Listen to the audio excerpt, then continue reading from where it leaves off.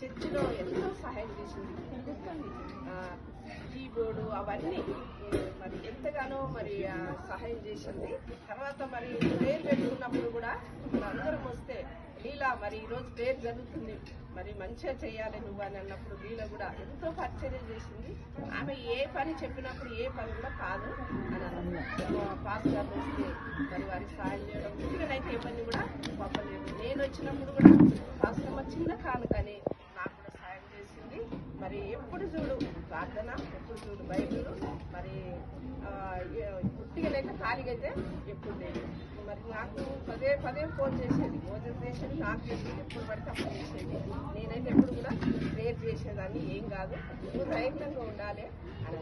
మరి చాలాసార్లు ఆమె ప్రార్థన చేసి మరి నాకేమైందో అంటే నేను ఏం కాదు, నువ్వు ధైర్యంగా ఉండు, మేమందరం సంఘం అంతా ప్రార్థన చేస్తున్నాం, నువ్వు కూడా ప్రార్థన చేసుకొని నేను చెప్పి మరి ఆ స్త్రీల దాంట్లో ప్రెసిడెంట్గా కూడా సేవ చేసింది.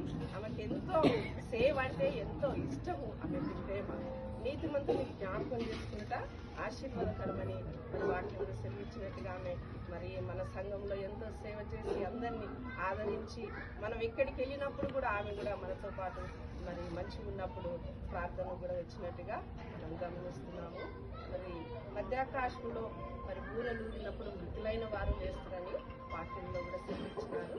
మరి ఆమె మనల్ని విడిచి మరి పరలోకంలో ఉన్నదని మనం రోజు విశ్వసిస్తున్నాం.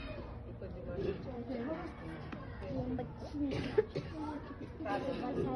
పరిశుద్ధమైన ప్రేమ గల తండ్రి, జీవగల దేవ, వందనాలు స్తోత్రాలు చెల్లిస్తున్నాం ప్రభా. నాయన మరి దాన్ని మేము జ్ఞాపకం చేసుకుంటాం తల్లి, వందనాలు. అందరినీ విడిచి ప్రభా పరలోకంలో ఉన్నదని జ్ఞాపకం చేసుకుంటున్నాం తల్లి, వందనాలు. నీతి మందిని జ్ఞాపకం చేసుకుంటా ఆశీర్వాదం నేను వాక్యం తల్లి, వందనాలు చెల్లిస్తున్నాం. ఈ ప్రభా వారందరి కొరకు మేము ప్రార్థన చేస్తున్నాం తల్లి, వందనాలు. వారికి సమాధానం దయచేయండి దేవానికి వందనాలు చెల్లిస్తున్నాం.